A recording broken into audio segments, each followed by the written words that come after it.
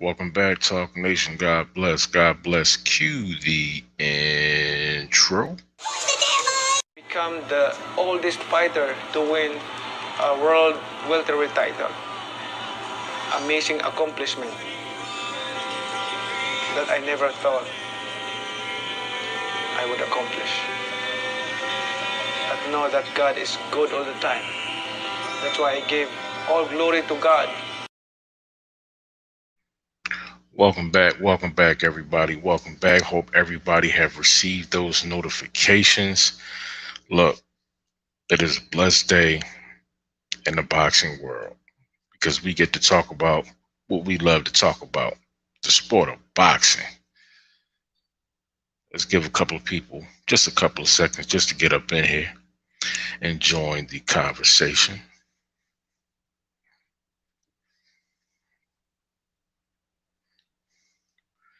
The heavyweight division is back at it.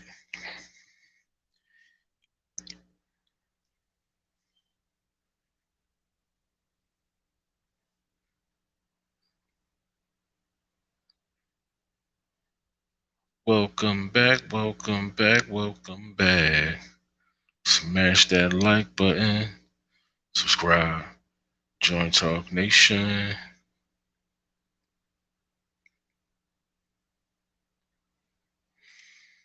Well, you know what? Let's jump right into it like it's the deep end.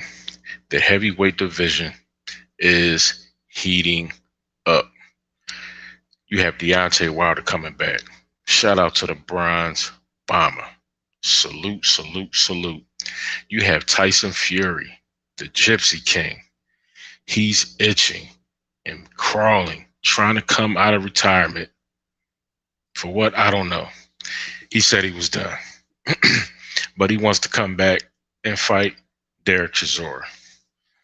Let me excuse myself real quick, ladies and gentlemen, just for a second. Let me get my water.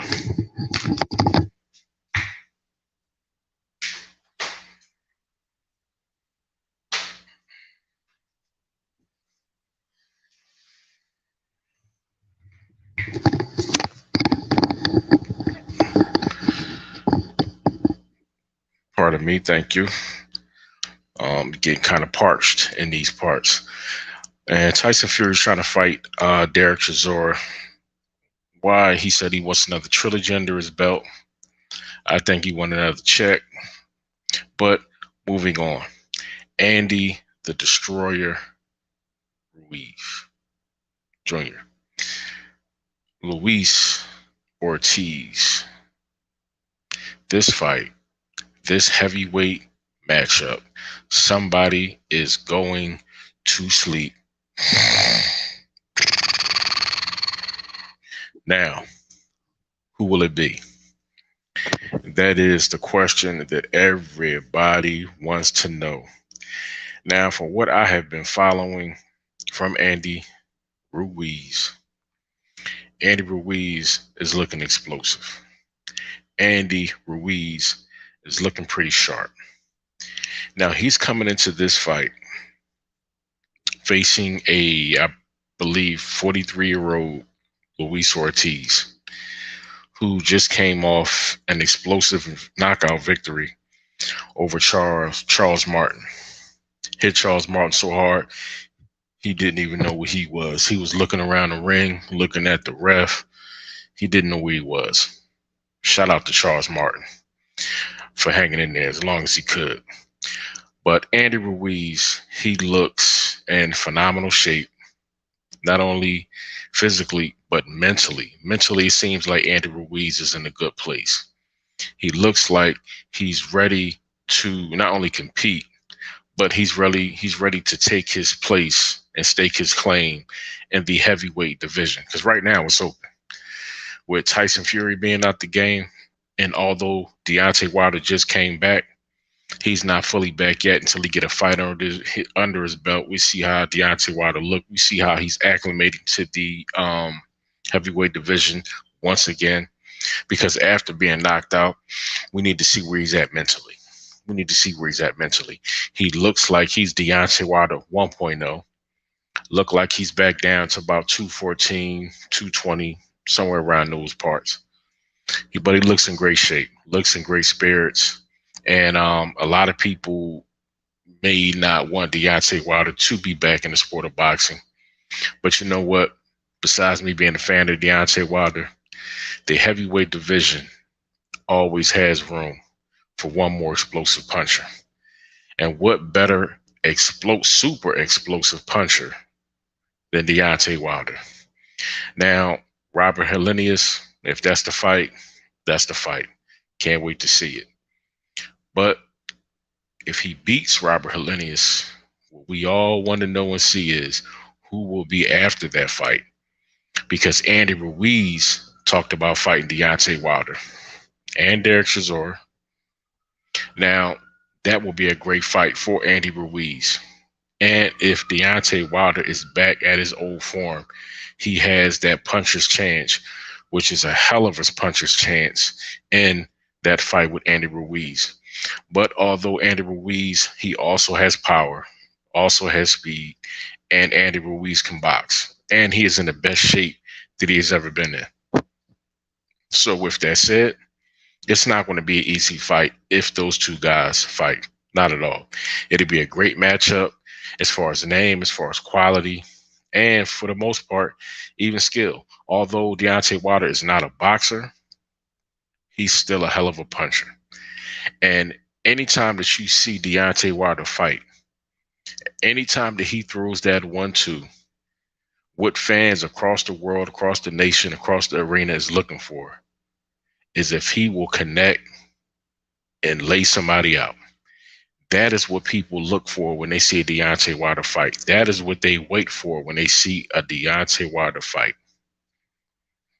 So, how can you not want to see that? End of the day, the game is about knockouts. The boxing game is about putting people to sleep on top of great fights. On top of great fights. Now, Luis Ortiz is 43 years of age. Explosive puncher himself. Although he's an older competitor, we all know power is the last thing to leave. Speed may leave you. Mobility may slow down. But your power is the last thing that leaves the body in the sport of boxing. And God bless you if you're in the heavyweight division, because that means you can still get a check. And at this point, Luis Ortiz can still get a check. Now, he's 43 years of age, as I stated, coming off a knockout victory over Prince Charles Martin. Andy Ruiz coming off a victory over Chris Arreola, unanimous decision. And his only losses were to Anthony Joshua and Joseph Parker. Now, I mean, two phenomenal fighters in their own right. And talking about Joshua, we all want to see how he's going to look against Oleksandrusyk. And Usyk is fresh off of the battlefield, and he went straight into camp. And Usyk looks in phenomenal shape. He looks in great condition. And the scary part of that scenario is Oleksandrusyk has gotten bigger. He is already, with Tyson Fury leaving the heavyweight division, he is already, I probably have to say the best boxer, skilled boxer at the heavyweight division that comes to mind. And with him putting on some size going into this fight with Anthony Joshua, I don't know, because it's already a tough fight for Andy Ruiz. It's already a tough fight. Anthony Joshua. It's already going to be a tough fight. And with Usyk putting on muscle on top of his boxing capabilities, oh man, I don't know. I don't fucking know, bro. I don't know. I will have to put my money on Usyk. And Joshua has switched trainers. He's with Robert Garcia. Salute and blessing to Robert Garcia. Shout out to RGBA. But it's very difficult for a fighter to change his ways and his habits in one training camp. even if they have, you know what I mean, great intelligence, great mental aptitude, they pick up things, lickety split, it's still going to be tough. And Robert Garcia is going to have his hands full because he wants Anthony Joshua to utilize his size, utilize his strength and his girth in order to press Usyk. And I mean, I understand that that tactic, but I just see Joshua probably running into something. I mean, it can be like that Rolly and Tank situation is set at a heavyweight level. Anthony Joshua can press Usyk, and Usyk with his mobility and his boxing ability, he's just probably going, you know what I mean, slip a punch, come under a shot, and catch Anthony Joshua. And we seen what Andy Ruiz did to him. Anthony Joshua, if you catch him right, you can ring his bell. And back to Andy Ruiz, this fight with the King Kong of the division. This fight is interesting on a couple of levels because skill-wise, this is the first time that Andy Ruiz has faced a southpaw. And he's not only facing a southpaw, but he's facing a skilled veteran. Although Luis Ortiz is older, he's 43. This guy has 33 fights, 28 knockouts, so his power is real. And on top of his power, he's only had two losses. So, and his losses came from the Bronze Bomber. So he's had a winning career. He's had a knockout career. So for Andy Ruiz to face Luis Ortiz and think he's going to come out without being touched, it's not going to happen. It ain't going down. He's going to be touched in that fight. So if Andy Ruiz can take Luis Ortiz's power, if he can take his power, then that fight is going to be interesting. That fight is going to be interesting. And Andy Ruiz, if he's smart, he'll try to take Luis Ortiz into deep waters and then press him in the later rounds and try to hurt him, stop him, get him up out of there, so on and so forth. But it will be a good boxing match because the boxing ability of both of these guys are good. And both of these guys have power. We've seen Andy Ruiz working on his left hook. He looks super explosive. And with his speed and with him being in better condition, losing some of that extra weight, that extra fat, he's stronger, he's more mobile, he's more agile, he's quicker. And he already has some of the fastest hands in the division when he was a big guy. We seen what he did to Anthony Joshua. Now that he is in better condition, you have to say, to be honest, like even with his fight with Chris Arreola, it was good to see him in that fight, but he's going to be in even better condition right now in this upcoming fight. He's going to be in better condition. He's going to be stronger. His mobility is going to be better in that fight. So this fight is going to be not only interesting, man, but this fight is going to be explosive. It truly is. Because how many fights does Luis Ortiz have left in him? I mean, he's 43. How many fights does he have left in him? Because he has a family, he has a daughter, and that's what he's fighting for. But at the same time, boxing is a dangerous game. You do not want to be an older competitor still taking those shots. You don't want to do it. You don't want to do it. He's already been brutally knocked out, you know what I mean, by Deontay Wilder twice. You don't want to have too many of those under your belt. A loss is one thing, but a loss coming from a devastating knockout is something different, because then that can have long-term, extensive effects on your overall health, especially your mental and your cognitive abilities.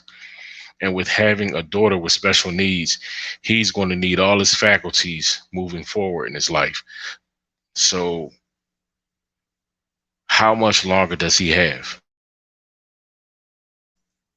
How much longer does he have? So this could be his last fight. If Andy Ruiz goes into this fight and hurts Luis Ortiz and stops Luis Ortiz or knocks out Luis Ortiz, I don't know. He may hang it up. And then you know what? It wouldn't be a bad career.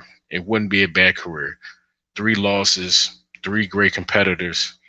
The fights with Deontay Wilder alone, he had a couple of good paydays.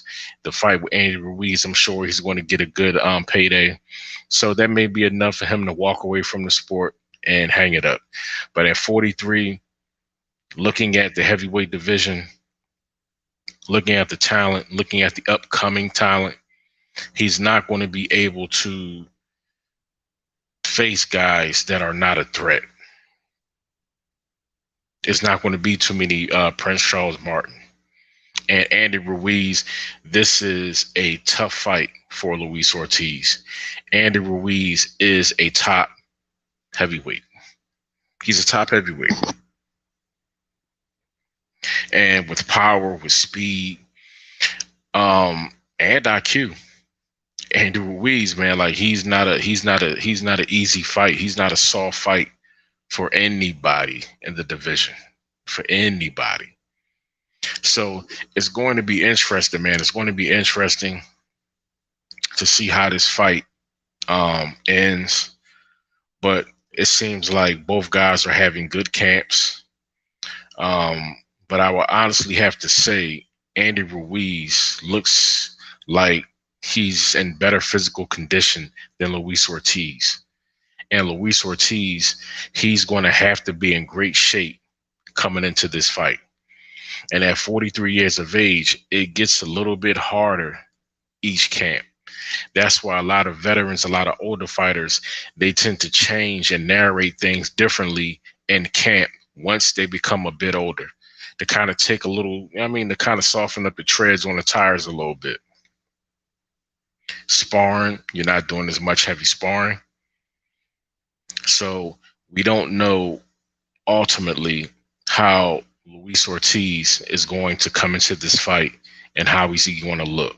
Now, I hope for the most part he looks in phenomenal shape. He does well, because I never want to see a fighter, well, besides a knockout or a stoppage, but you don't want to see, it's bad to see a fighter come into a fight ill-prepared, knowing everything, not only that's on the line, but what can happen to you. Coming into a fight and you know that you are not in your best shape, you can lose your life, man. And like I said, with a family, being a family man, you gotta take care of yourself. And Andy Ruiz, man, he has a good jab. And I truly believe, and I see that Andy Ruiz will probably go to the body. He will attack Luis Ortiz's body in this fight. He's not going to well, of course he's going to headhunt, but he's going to chop him down. He's going to break him down. He's the older guy, could be the slower guy. And I believe that, he is the bigger guy. He's 6'4". Andy Ruiz is 6'2". So he's going to chop Luis Ortiz down. So look for Andy Ruiz to go to the body. In my opinion, he should go to the body early. Go to the body early. So this way, if the fight goes half the distance, guess what? By the later rounds, he's going to feel that pressure. This is Luis Ortiz in the later rounds. He's going to feel those ribs starting to ache. So his movements is going to slow down.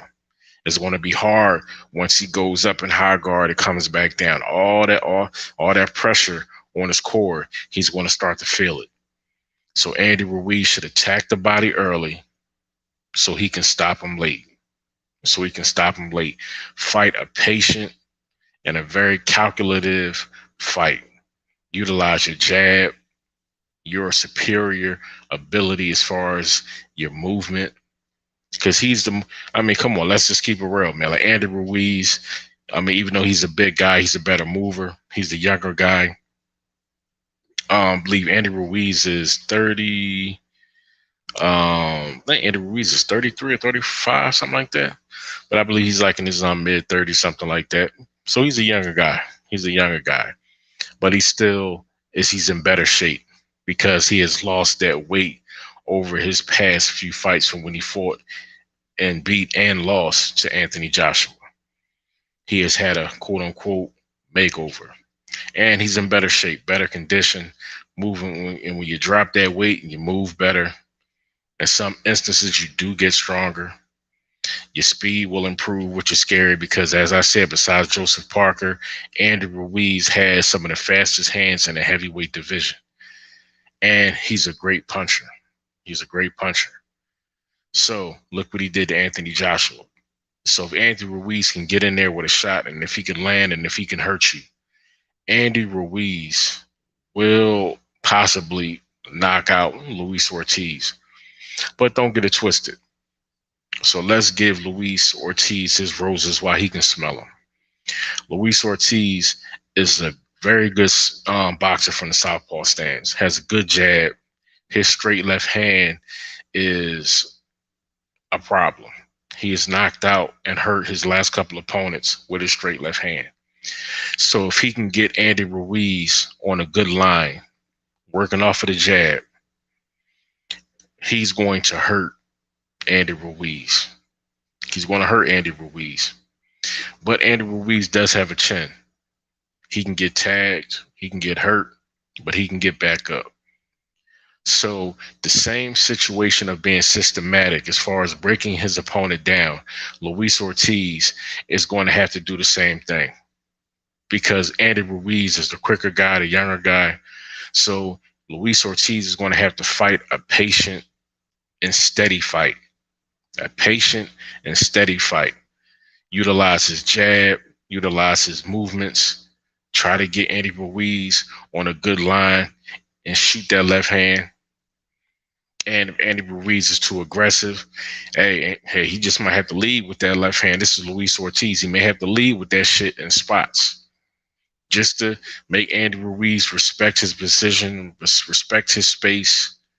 Don't get too, you know what I mean? Don't get too comfortable. So it's going to be a very, very interesting fight. I mean, and I can't wait, man.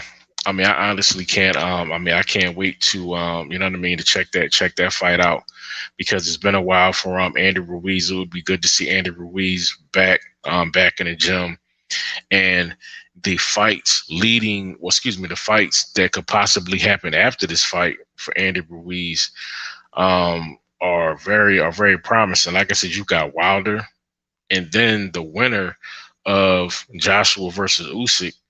Hey, you could probably put your bid in for that if you're Andy Ruiz. So Andy Ruiz is in a very good place right now. And with the victory over Luis Ortiz, he's going to be in a good spot. But that shit ain't going to be easy, man. That shit ain't going to be easy. That shit ain't going to be easy at all. And I truly see, I mean, somebody getting stopped or knocked out. And it could be early. It could be early. Like I said, depending on how both of these guys start. If they both start chopping at the body, shooting the jab, landing the jab, this fight could end early. And being as though you have a southpaw and orthodox, I mean, whoever can win the battle as far as footwork, keeping that foot on the outside, staying disciplined with it, making sure they're staying slightly off that line to get out the way of that power shot. I mean, I don't know, man. You know what I mean? I you know, Wilder's going to be looking. He's going to be looking at that fight, and with him defeating Luis Ortiz twice, I mean, and if he looks at facing Andy Ruiz in the future, I mean, this is going to be something he's going to be doing. He'll be doing his homework, because Deontay the Bronze Bomber Wilder, in my opinion, I mean, he's had a ton of successful title defenses. Then Tyson Fury came into play, and things got a little bit shaky. You know what I mean? And had a couple of close fights, and then when he got knocked out, that was it. But you know what? You get knocked down or you get knocked out, but you got to get back up. And true champions, true fighters, if you have not walked away from the sport, you come back. And sometimes it's hard when you see a great champion, a great veteran, a great fighter, when they get knocked out and then they retire Like, you know what I mean? They retired on a, not only on a loss, but on a knockout loss. I mean, that's a lot to carry with you. But when you're old, and if you don't have nothing left in the tank, sometimes you just have to bear the burden, I mean, of that loss and of that knockout. So that's what I'm saying, man. Like, if Luis Ortiz, if he come into this fight, y'all, and he gets stopped or he get knocked out, that might be it, man. That might be it for Luis Ortiz, man. That might be it. But I mean, I'm curious to see, I mean, how Andy Ruiz is going to look, and I'm curious to see if Luis Ortiz going to be able to hang with him, because Luis, Luis Ortiz, man, can bang. And to keep it real with you, I mean, if you go back and you look at his fight, even with Prince Charles Martin, and you go back and you look at his fights with Wilder, well, I mean, Luis Ortiz, man, even for him to be, I mean, an older competitor, he has, he has pretty good condition. He doesn't gas out in the later rounds. So Luis Ortiz, man, I mean, he could still be dangerous. If this fight goes past 6 rounds, he could still be fucking dangerous. You know what I mean? He can still be fucking dangerous. So Andy Ruiz is going to have to be smart, fight a smart fight, utilize his speed. And being as though he does have the shorter reach between the two, he's going to have to be smart when he's trying to get in and trying to get out. That's where speed and his footwork is going to come into play. And if he can, like I said, if he can use his angles, try to keep turning Andy Ruiz, he can definitely cause some problems for Luis Ortiz. But I really see Andy Ruiz getting caught with that left hand from Luis Ortiz, man. And if he get caught with that left hand, can he take that power? Because Luis Ortiz, that left hand is a problem. I mean, he does have power. And if he catch Andy Ruiz flush, I mean, it's only 3 things going to happen: a knockout, a knockdown, or he is going to be hurt. I don't see Andy Ruiz eating too many shots from Luis Ortiz. Who's this? Trey Sean, what's going on, my brother? You know what I mean? What's going on? Welcome back. Had to get the party started, you know what I'm saying, without y'all, man. But that's how we do. We got to keep it moving. I got King Kong by knockout. Bro, I just got finished saying that shit, man. Like, King Kong, like, if he catch Andy Ruiz with that left hand, like I just got finished saying, I don't know if you heard that shit, but I said either knockout, he's gonna stop him, knock him out, or he's gonna hurt him. You know what I mean? And if he hurts Andy Ruiz with that left hand, you know what I mean? Like, Andy will be fucked up, man. You know what I'm saying? Because Luis Ortiz, bro, you seen did I get it? You know what I mean? Hold up, man. Because I was so tired, man. I was trying to get the lineup for this show right here, bro. I thought I did, man. I don't think I did. But I had a clip of when he fought Prince Charles Martin, and when he caught him with that shot, that left hand, and Prince Charles Martin was looking, I mean, he was so hurt, he was looking around. I mean, he literally did not know where the fuck he was, bro. And if you hit somebody that hard and they forget they in a fight, they forget they in a fucking ring, you know what I'm saying? Like, bro, that's power. That is power. That is fucking power. And Andy Ruiz, like I said, man, if he tries to be too aggressive, because he is going to be the younger and the faster fighter, but if he try to close that distance, and Luis Ortiz, if he can catch him on an angle and get him slightly off of that line and catch Andy Ruiz, bro, I mean, it's going, yeah, like you said, and like I believe he can knock him out. But Andy Ruiz, man, like I said, I mean, he is dangerous. And his left hand is looking explosive. And I mean, he does have some attributes, man. Like I said, his speed, his youth, his movement, all that shit gonna have to come into play. And although Andy Ruiz, man, he's the younger guy. Like I said, man, I mean, he's Andy, man. Andy do got power, bro. You know what I mean? He showed that when he fought Joshua. But for real, like Joshua was one of them guys. I mean, like Joshua, he's big, but at the same time, it's not like his chin. He got a granite fucking chin. That's why Usyk putting on that extra muscle. He's already the superior boxer fighting Anthony Joshua. Now that Oleksandr Usyk put on that extra bulk, and he's moving extremely well. I mean, I'm telling you, man, like I see Usyk knocking out Anthony Joshua or stopping his ass. I'm telling you.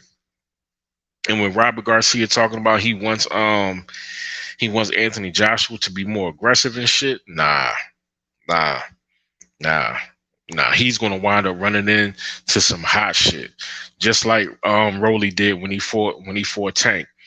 But it's hard, or would be hard, for Anthony Joshua to go into a fresh camp with a fresh trainer and unlearn all those bad habits and relearn, you know what I mean, a lot of good habits to cover up for those mistakes. That's going to be tough. The prime example of that is when Malik Scott started training Deontay Wilder.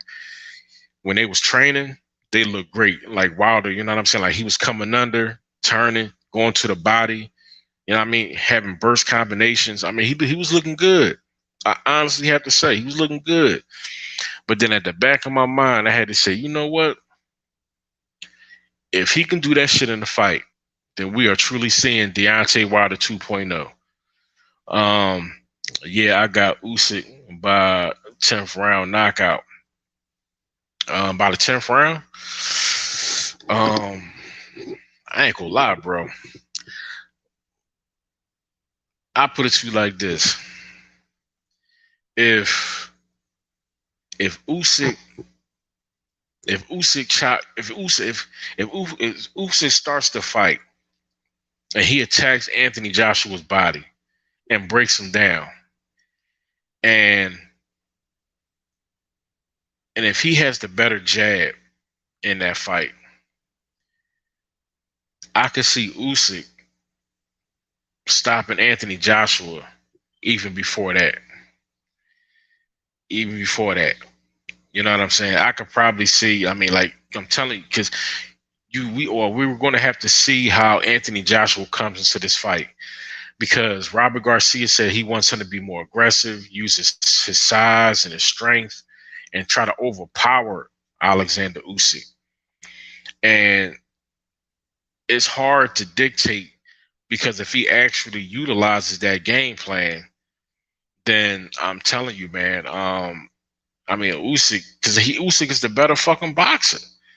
So when you have Usyk being a better boxer, and he does have power, and with him putting on size for this fight, or rematch rather, I mean, he's already the superior boxer. To go along with that, bro, I mean, he's gonna. I see him fucking hurting,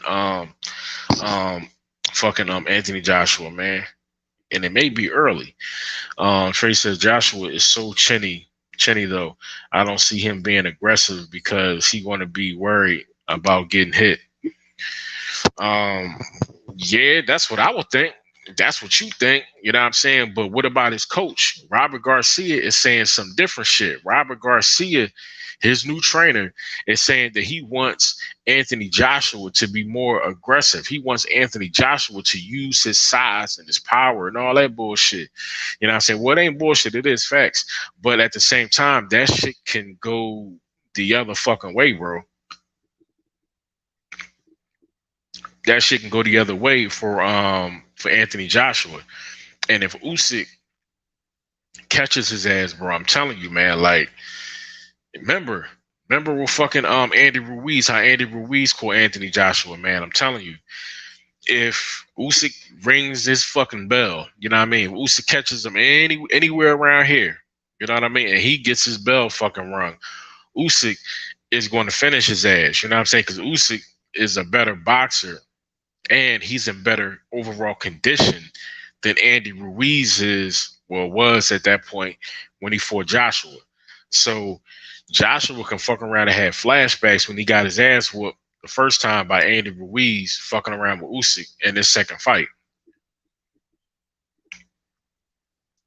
So Robert Garcia, I understand, phenomenal coach, but this is his first time training a heavyweight.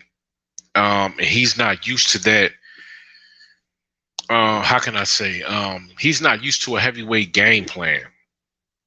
You could say that with Robert Garcia. This is the first time that he will have to calculate a game plan for an heavyweight. And it's not just any weight, any heavyweight. I mean, it's Anthony Joshua, man. So this is a big ticket. This is one of the best heavyweights in the game, pound for pound. Once upon a time, Anthony Joshua was at the top of the food chain in the heavyweight division, the top of the food chain, just like Tyson Fury had his run. Anthony Joshua had his run. So this is a big ticket. This is a lot for Robert Garcia to take on. But you know what? He took on a challenge. And if Anthony Joshua doesn't, if he doesn't at least look fucking decent in this fight, then they're going to blame Robert Garcia. Robert Garcia is going to be the fucking scapegoat if Anthony Joshua gets fucked up in this fight. But if Anthony Joshua holds his own and he still loses the fight or gets hurt, stopped, knocked out, then ultimately it's going to be on Anthony Joshua. And who knows, Robert Garcia still may have a job. But if Anthony Joshua goes into that fight and looks like fucking trash and he gets hurt, stopped, or knocked out, or everything above, then they're going to blame Robert Garcia. They're going to blame Robert Garcia. And no heavyweight moving forward will ever fuck with Robert Garcia again. You know what I mean? They're like, fuck with your little brother weight. You know what I mean? Because big guys, you ain't got no, you can't fuck, your game plan for the big guys is out the fucking window. But Andy Ruiz, man, Oleksandr Usyk, I'm telling you, man, I told everybody, bro, like when he was away at war, I told everybody, like, he's a fucking soldier now. And being in the military, I know, like, even if you are quote unquote at war, you still got to do PT depending upon your situation. So him, Lomachenko, these guys are still working out. Yeah, they're working out as far as military calisthenics, but they still keeping their body in shape. And you look at when Usyk came back, as soon as Usyk stepped off the plane, Usyk was in pretty good shape. You know what I mean? Usyk didn't blow up. So it wasn't hard for Usyk to get in camp and start going to work because it's not a fat camp at that point. He didn't have to go into camp and lose a bunch of weight on top of getting sharp and preparing for this rematch. He had to do that. He was already in decent shape. So now, just like he did, he put on muscle, and now he's just getting back into basically fighting shape, condition, stamina, endurance. And I'm telling you, man, like Usyk, he looks in great shape. His mobility, it looks very good. You know what I mean? He's like he's training on, you know what I'm saying, walking the line, going forward and going backwards. In case Joshua tries to pressure him, he's able to, you know what I'm saying, not only move laterally, but you know what I mean? I mean, he did, like I said, Usyk looks sharp, man. I mean, he's looking sharp. His movement is looking good. And Anthony Joshua, he's kind of robotic a little bit.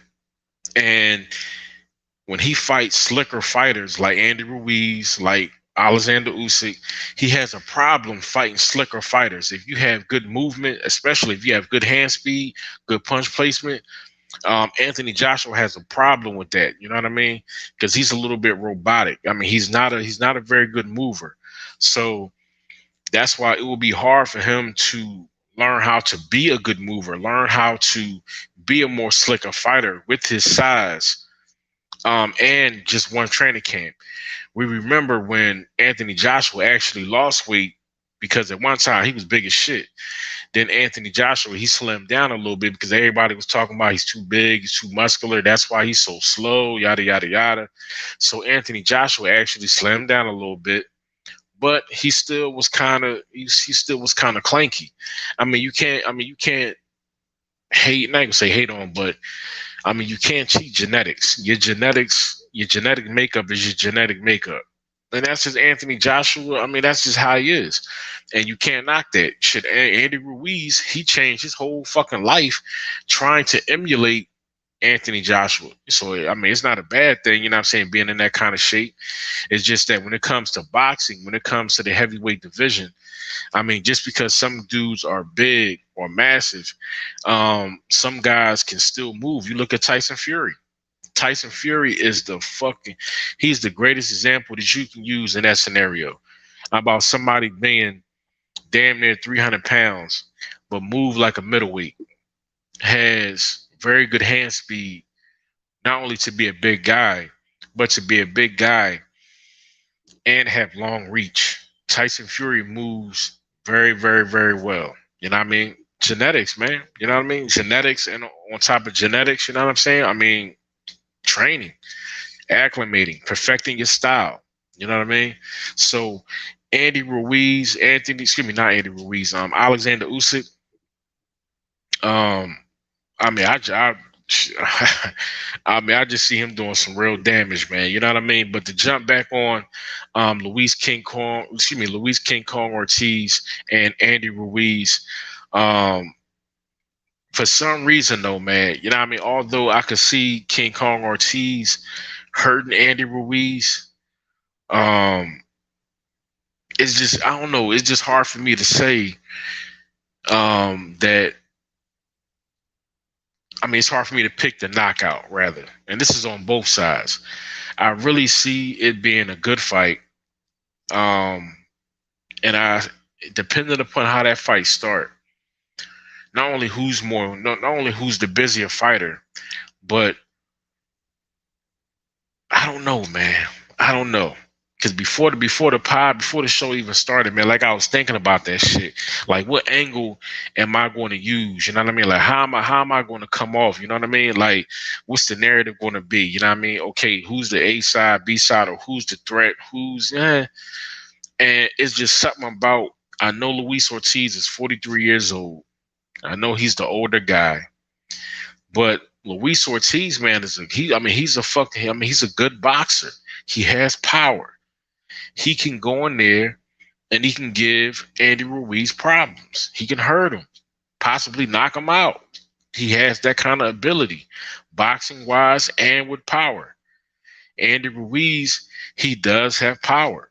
Andy Ruiz, he does have speed.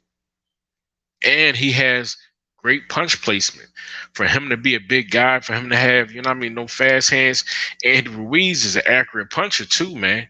So it's like, both guys have the tools and ability, even though it's on different wavelengths, to disrupt and hurt one another or stop one another or knock one another out. And Luis Ortiz is 6'4", Andy Ruiz is 6'2". Now, Andy Ruiz has no problem fighting a bigger guy. Anthony Joshua was the bigger guy. And Andy Ruiz found his jaw. Matter of fact, he found his temple with no problem. So I don't see the range and distance being a problem for Andy Ruiz, because with his movement, his speed, he can close the gap and he can get those punches off. I don't see that. I don't see that being a problem. But like I said, Luis Ortiz, I have to see how his condition and his endurance is, because he is older. And as these fights and training camps progress, they get tougher on fighters. So I need to see where he at in his gas tank. If he comes into this fight and he looks fresh, his mobility is good, especially midway through the fight, then I could possibly see Luis Ortiz possibly turning it up. But if it looks like he's starting to gas out and slow down as you start to reach the 5th or the 6th round midway through the fight, then I could see Andy Ruiz putting his foot on the gas and eventually putting some shit together and getting fucking Luis Ortiz up out of there, man. I could truly, truly, truly see that. And it's not going to be the kind of fight that a lot of people think it is. Like, Trey, you was like, you got King Kong by knockout. I'm a little on the fence with that shit, man, to be honest with you. You know what I mean? It's just something, I don't know, I can't put my finger on it. Because like I said, I mean, I've been watching, especially Andy Ruiz. I've been watching his progression and his training, and Like I said, I mean, he's improved. I mean, he's in physical. I mean, he's in good physical shape. Um, but it's just like something I can't put my finger on, bro. It's something I can't put my finger on. So if that's the case, I would have to say, to be on the safe side, you know what? Let's just call it a 50-50 fight. Fuck it. Let's just call it a 50-50 fight. And that's a safe bet because both guys have tools that can hurt and disrupt each other. Both guys are coming into this fight um, off of victories. And but I would say, like I said, Luis Ortiz though, that's the only thing. Like I said, he's 43. How many more fights does he have? And if he gets beat bad in this fucking fight, man, Luis Ortiz may hang it up. I mean, he may hang it up because, like I said, with the veterans out there, you have some tough competition. So if Luis Ortiz moves past Andy Ruiz, any of those guys at the top is going to give him problems. And the younger guys coming up in the division, I don't see him facing any of these young guys. And if he does, that's truly going to be like a passing of the torch, because a couple of these young guys, man, like these young guys are. I mean, these young guys, man, like they nice in the heavyweight division. You know what I mean? A couple of them young boys, man, is talented and they hitting fucking hard. They hitting fucking hard. But like I said, man, like Deontay Wilder coming back into the fold, like the heavyweight division, man, is definitely heat back up. Shit has gotten a lot more interesting because Deontay Wilder, man, who knows? Well, nah, I can't see him and Ortiz fighting again. I can't see that. So I ain't gonna, I ain't gonna say that shit. I ain't gonna say that. But Deontay Wilder and Andy Ruiz, now I can see that fight. In my mind, that's the fight that Andy Ruiz is fighting for. This fight right here with Luis King Kong Ortiz is setting up Andy Ruiz for the Wilder fight. And whoever Wilder fights is getting him ready, knocking that rust off and that dust off for a potential matchup with Andy Ruiz. I can see that in his second fight back, that's going to be a huge ticket. Deontay Wilder's, he's definitely going to make the bag. You know what I mean? And Andy Ruiz, that'll probably be his most dangerous fight. Because although to his career, to his credit, Anthony Joshua is the biggest fight of his career. Dell, what's going on, boy? What up, boy? What up? You know what I'm saying? It's good to see some of the family up ahead, man. We can start really getting this shit rolling. You know what I'm saying? But you know what I'm saying? Get your, you know what I mean, line your questions up, man. Right now we chopping it on you know what I mean, Ruiz possibly fighting Deontay Wilder if he's successful against Luis Ortiz. In my opinion, I think that's what this fight is all about for Andy Ruiz. This fight with Andy Ruiz, if he's successful, I think this fight is setting him up to fight Wilder. And if Deontay Wilder fights Robert Helenius and defeats Robert Helenius, get the dust off, get the rust off, then they're going to put him in there with Andy Ruiz. And then who knows? The winner of a Wilder and Andy Ruiz fight may go on to fight the winner of Usyk versus Joshua. You know what I'm saying? But I be telling people this shit too, bro. If Anthony Joshua wins or if he loses, the Joshua Wilder fight is still there. Because Anthony Joshua has went on record and he said, win or lose, without a title, with the title, I would love to fight Deontay Wilder. And that's a good backup plan for Joshua. Because if you lose to Usyk again, you still have that Wilder card in your back pocket. And that'll be a huge fight. A huge fight. And I truly believe that Eddie Hearn will not only make that fight, but that fight will be made in the UK. and you talking about numbers, Deontay Wilder coming to the UK to fight Anthony Joshua, shit, bro, that fight is going to be electric. That fight is going to be huge. And I mean, fucking Deontay Wilder, man, he might fuck around and retire again after that fight because that payday is going to be huge when he fights Anthony Joshua in the UK.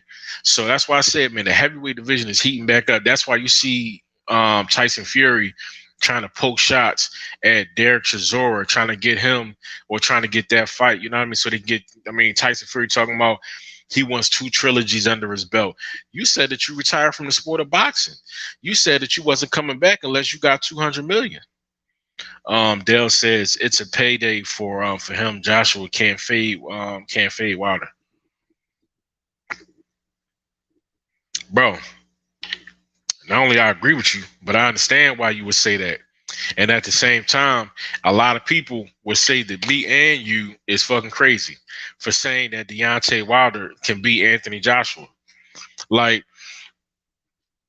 I truly understand, man, when people say that he can't box. And I ain't gonna say I had an argument, but a subscriber had made a comment in the comments about I think it was the Derek Chisora wanting to fight Deontay Wilder short that I had put out, if I'm not mistaken. Or it could be the current Deontay Wilder video that I did. It was one of the two. But he made a comment and he was talking about, like, basically it's nothing that I could say that will change his mind to say Deontay Wilder can box. And I said, that's not my argument. That's not what I'm saying. Because Deontay Wilder, in my opinion, he's not a boxer. Deontay Wilder is a fighter. He's a fighter, not a boxer. He can't traditionally, you know what I'm saying, box. Although he did, you know what I mean, win the bronze in the Olympics, you know what I mean? So he does have some boxing ability. But to say that he's a polished boxer, no, not at all. Excuse me, that's not Deontay Wilder's forte at all. But him being a fighter, it ain't nothing wrong with that. Look at how long and how far Deontay Wilder, just being a fighter, look how far that carried him. But once he got in there with a superior boxer like Tyson Fury, but see, it's more than just his skill. Tyson Fury is also smart. He talks a lot of shit, but he's very intelligent. And his ring IQ, boxing IQ, his skill, the fact that he's big as shit, he has great movement, moves like a middleweight. He just has a lot of positive characteristics that gives opponents problems going into a fight. And if you don't have the height, you don't have the size, if you don't have the boxing ability, if you don't have the IQ, I mean, it's going to be tough to get into the ring with Tyson Fury and take him down. Your power can't take you there. Look what Deontay Wilder did.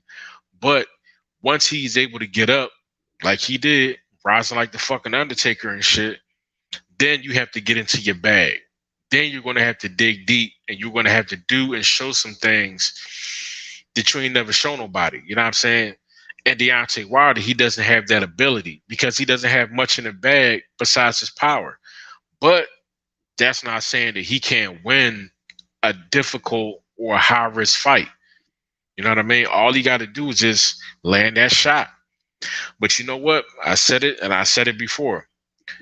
The things that Malik Scott was working on with Deontay Wilder, just like I just got finished saying, is going to take more than one camp or even two for Deontay Wilder to unlearn all that bullshit that he learned throughout his career. It's going to take him a few camps to get rid of a lot of those bad habits, you know what I mean, and add a couple of positive tools to his toolbox.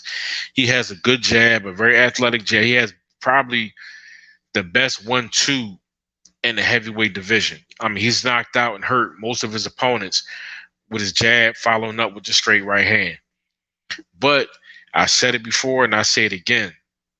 That can be your bread and butter, but you have to start throwing that shot not only from different angles, but you have to set it up. And that's what Deontay Wilder has to learn. He has to learn how to put combinations and set shots up, you know what I'm saying, working off of the jab and his movement. But Deontay Wilder has such a wide stance that, in my opinion, it fucks up his mobility. You know what I mean? It fucks up his mobility. His footwork is already not the best. So once you couple flat feet with a wide stance, that makes you a fucking target. And Deontay Wilder has pretty much gotten away with that because people, or his opponents rather, are afraid of his power. They're afraid of his power. So therefore, they're not going to stand in front of Deontay Wilder too long. But if you get a fighter that has great or very good boxing ability and skill, then they could take that risk because they're slick enough to get offline. I mean, they might, even if they get touched by the jab, that right hand is what you really want to stay away for. So you want to make sure that you either move your head or you move your body. You know what I'm saying? And if I'm your trainer, I'm going to just say, be on the smart side and you move your feet. You get out the way and you reset. You know what I mean? Depending upon the situation. Don't even try to slip the shot. You know what I mean? Let it come over the shoulder and try to come underneath. No. Just move your feet, reset, and then work off of the jab. You know what I mean? Work off of the jab, then allow him to reset. And if he's slow coming off of the guard, then you know what I mean? Then you close the gap and then you go to work. But don't stand in front of him, get off of that line, you know what I mean? And don't let him, you know what I mean? Don't let him catch you with that shot. But so many people, man, it's like a deer in the headlights, man. They know when that shot is coming from Deontay Wilder, motherfuckers they be freezing up. They do the same shit. When people fight Errol Spence, they do the same shit. They know Errol's a devastating body puncher. They know his jab is phenomenal. So sometimes, especially when guys get on the ropes, it's like, you know what I mean, like dudes be freezing up. And see Errol, he's looking at his opponent. He looking him right in the fucking eye. And besides that, once he see him stop and he see him freeze up, you know what I'm saying?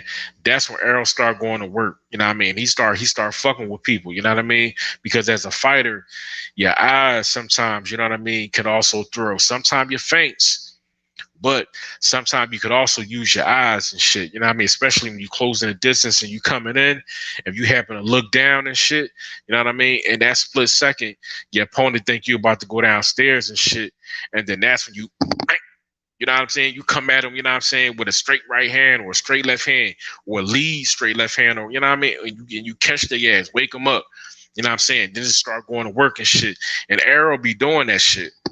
And with him having that great jab, you know what I'm saying? Once he catches somebody and surprise their ass and shit, like I said, he closed distance and he start chopping on them. Bang, bang, bang. You know what I mean? Errol start chopping their ass down and shit. And you get a couple of rounds under your belt, you know what I mean, where Errol Spence chopping on your rib cage and shit, because you are going to slow the fuck down. And if you go, let's just say 5th round, 6th round, and you getting punished like that, bro, you gonna get fucking stopped, bro. You gonna get fucking stopped. So, like I said, man, with you know what I'm saying, with the heavyweights, and be honest with you, man, like Tyson Fury, I had to ask myself, man, like, do I want to see Tyson Fury back? He's one of the top heavyweights in the game, for real.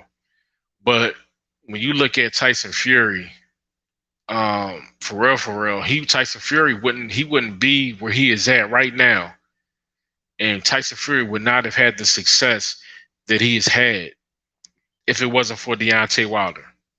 If it was not for Deontay Wilder, Tyson Fury would not be where he is at. Tyson Fury, he gave Luis Ortiz a shot, and ever since he gave Luis Ortiz a shot, he has prolonged his career. And ever since Deontay Wilder gave Tyson Fury a shot, he has rejuvenated his career. You know what I mean? So when you talk about wanting to see somebody back in the sport of boxing or in the heavyweight division, you goddamn right I would say Deontay Wilder. Because Deontay Wilder is not only a true champion, but Deontay Wilder is the kind of people's champion that fight fans want to see, because Deontay Wilder, he will fight. I mean, he will fight guys. You know what I mean? He has fought the best of he's fought the best of his division. You You know what I'm saying? And of his era. And the best of his era right now is Tyson Fury. And he fought Tyson Fury 3 times. You know what I'm saying? So Deontay Wilder is safe.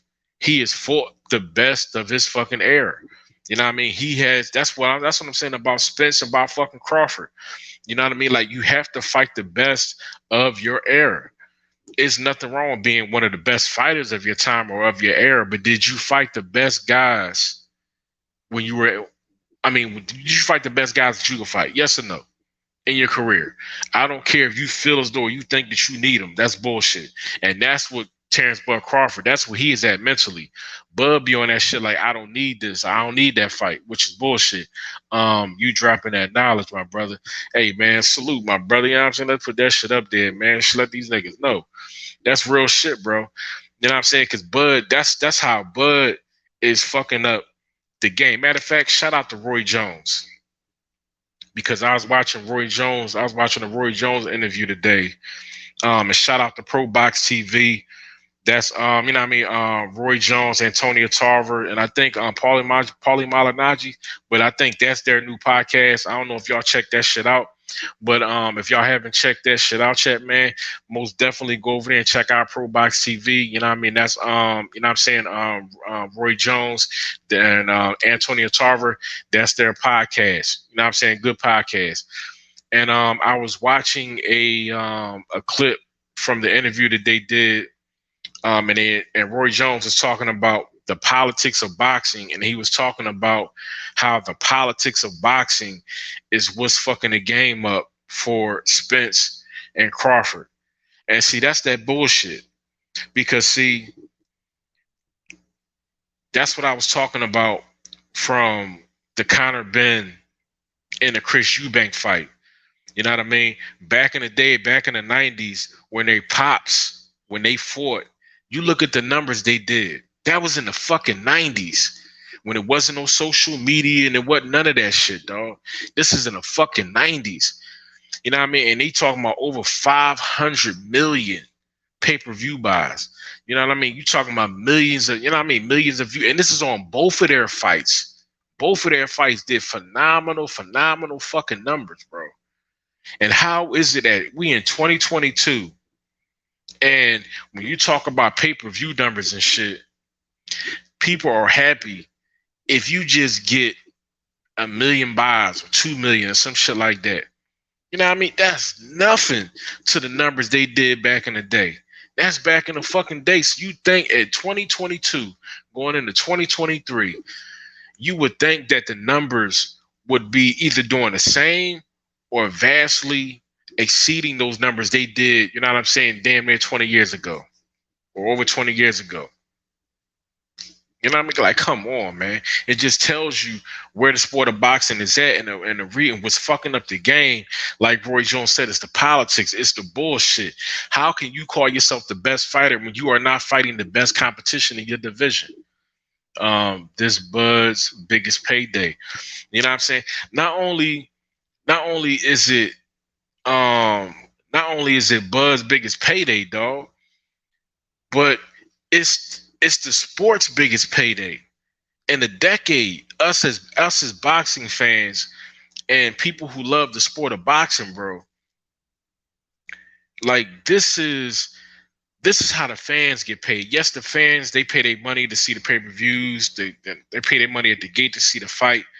But as fans of the culture, as fans of the sport of boxing, this is how spiritually and emotionally we get a return on our investment by watching the best fighters fight each other.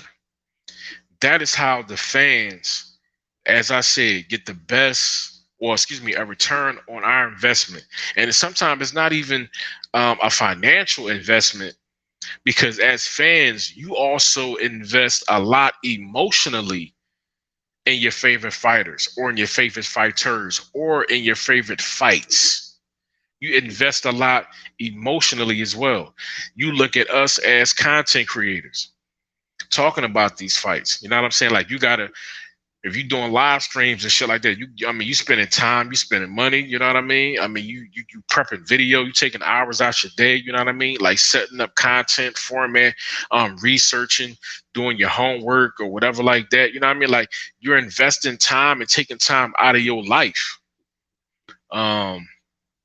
Trey says these young fighters not fighting each other. It's another problem too. Everybody is hiding behind numbers and made up belts. Shake my head. Yeah, you know what I'm saying? And that, man, I can't believe I'm gonna say this shit, man. But shout out to fucking Floyd Money Mayweather for talking that shit. And it was that real shit when Floyd was like, look, man, like that shit fucking up the game. You got all these belts and shit out here, you know what I mean? And a lot of them fucking belts don't even mean nothing.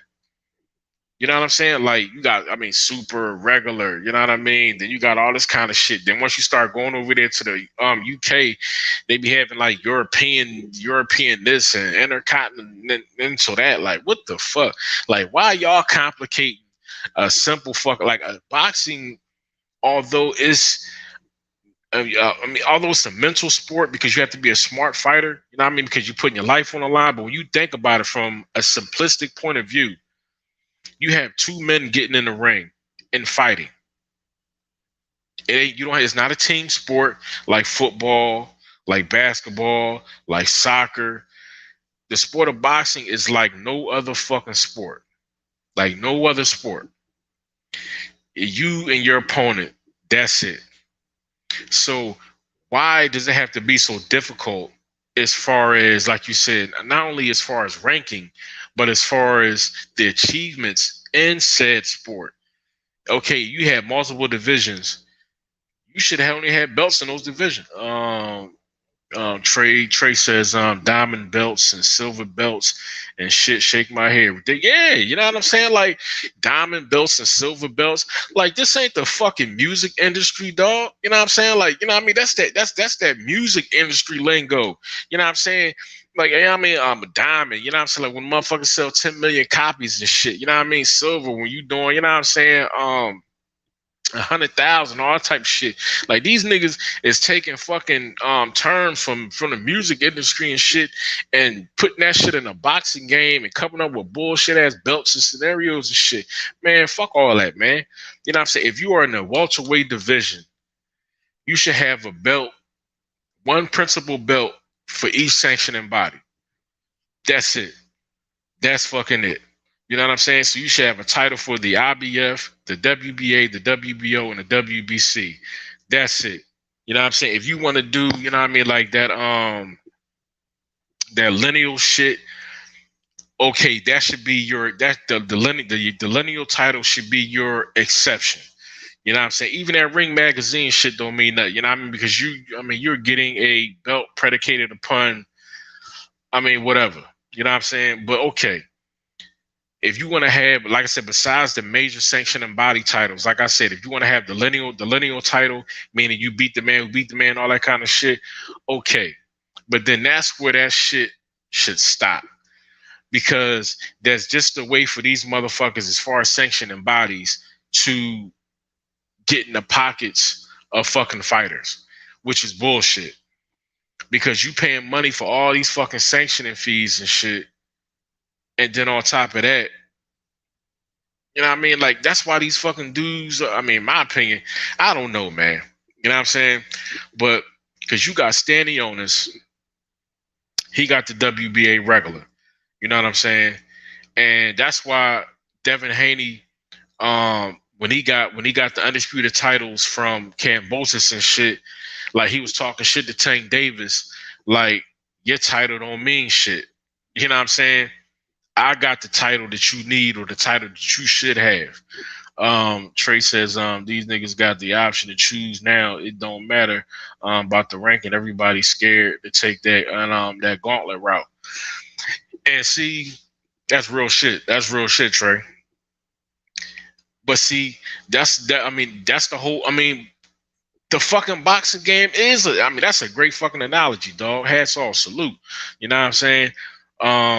That's a great fucking analogy because what you think not only a divisional ranking, but what do you think it is when fighters are coming up within your division.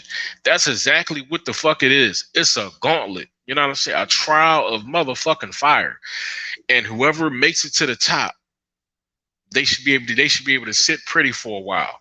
And whoever's okay, number 5 or number 10 or number 8 or whatever, you have to keep on climbing that gauntlet. You know what I'm saying? You have to keep on going through that motherfucking fire. If you want to reach the top, and sometimes it's not even a matter of reaching the top, you have to fight your way to the top on some Ninja Warrior shit. And that shit is gonna be motherfucking tough. Because depending upon your division, you know what I mean? Like, you gonna have some motherfucking problems in that division. And as you get higher, it's going to be very hard for you to climb that quote unquote proverbial fucking ladder. So you can have that top 10, depending upon what division you're talking about. That top 10 can be a solid and sound top 10. Yes, the top guy is the top guy, but guess what? Even the guys at the bottom, number 10, number 9, number 8, number 7, number 6, these fucking guys is a fucking problem too. You know what I mean? So it's hard for you to even fucking get in the fucking top 10. You know what I'm saying? Let alone the top 5. And then once you get in that top 3 rank, for real, that's why people talking about something pound for pound number 1. You the top of the division. Depending upon the division, dog, and skill set, anybody in the top. Matter of fact, the welterweight division is a prime example of that. You got Errol Spence, Terence Crawford, or jaronennis, or Virgil Ortiz, or whatever. You know what I'm saying? Like, all of these guys are a threat, but Spence, Crawford, and jaronennis are arguably the elite of the division. Although Virgil Ortiz is skillful, he's dangerous, 19 victories, 19 knockouts, but he hasn't fought killers like even Boots have fought. You know what I'm saying? So, and not only that, when you talk about just overall skill and skill set, jaronennis has a skill set that he can fuck with a Crawford. He can fuck with a Spence. I ain't knocking Virgil Ortiz. I fuck with Virgil Ortiz, man. I really do. You know what I'm saying? He's a great, you know what I'm saying, great young talent. But once you start climbing that ladder, man, and you start talking about skill set, he does not have the skill set to compete with a jaronennis. He does not have the skill set to defeat a Terence Crawford. I will give him a shot at Errol Spence because Errol Spence, he's a master of the basics. He doesn't do a lot of flashy shit. And he does have good footwork, but his defense he's not what you call a slick fighter. But Errol does exhibit and does have defense. He's a very good parrying puncher. He parries shots very well off of his gloves. And then if you mix that with having, you know what I'm saying, good footwork and being able to cut off the ring, it can really dazzle motherfuckers, you know what I'm saying, make you look sharper than what you are, you know what I mean? But if you are an accurate puncher and you know how to place your shots, and you know that Errol Spence, that's one of the things that he does as far as parrying shots off of his gloves, then guess what? All you have to do is be an accurate puncher. And don't aim, matter of fact, your aim or your focal point as far as aiming your shots, you're aiming for his voice box. You're not aiming for his chin. You're aiming for right here. Because naturally, as fighters, you're taught to do what? Tuck your chin. So therefore, when Errol Spence goes in that high guard and shit, you know what I'm saying? Why am I aiming at your hands? No. My focal point, I'm aiming at your voice box. So if I aim at your voice box and you already keeping your chin down because that's how you was trained to do, and I aim for your voice box, I'm gonna hit you in the nose, I'm gonna hit you in the chin, or I'm gonna hit you in the chest. If I hit you in any one of them spots, I can inflict damage and shit. And if you keep your focal point like that, fighting Errol Spence, you'll be okay. And you can wind up catching Errol Spence. That's just if you on some, you know what I mean, mano a mano, if you're right in front of him. That's besides you going to the body, you know what I mean, straight hand to the body, or coming around, you know what I mean, left or right hook to the body. That's if you're trying to hit Errol Spence, you know what I mean, facing Errol Spence. You ain't trying to go for that, you ain't trying to go for the jaw, no. Aim for his voice box. You know what I mean? Because like I said, Errol, he's going to try to parry your punches. So you got to make sure that you angle your line and shit. And when you angle your line, make sure you go for that voice box. Comment. Trace says the thing with boxing is every time we talk about a great fight, we hope it happens instead of it happening. Shit is sick. And you know what? That's the shit that Roy Jones was talking about, dog. That's the shit that Roy Jones was talking about.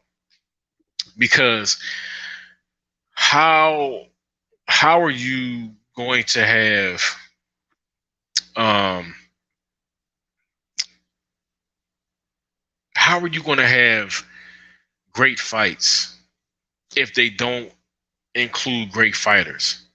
Sometimes you can have those diamonds in the rough that come along and then they put on a hell of a performance. They put on a hell of a show.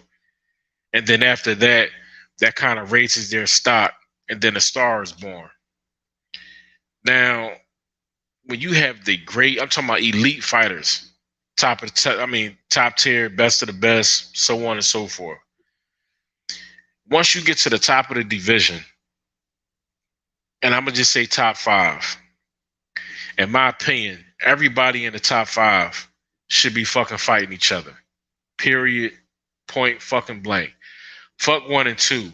You know what I'm saying? If you're the top guy in the division, if you're not fighting, you know what I'm saying, the guy right underneath you, you should at least be fighting, you know what I'm saying, you know what I mean, number 5, number 4, number 3. The top 5 in any division should be rotating, you know what I mean, should be rotating those fights and shit. In the bottom half of the division, these guys should be fighting to get a place in the top 5 spot. That's how that shit should be.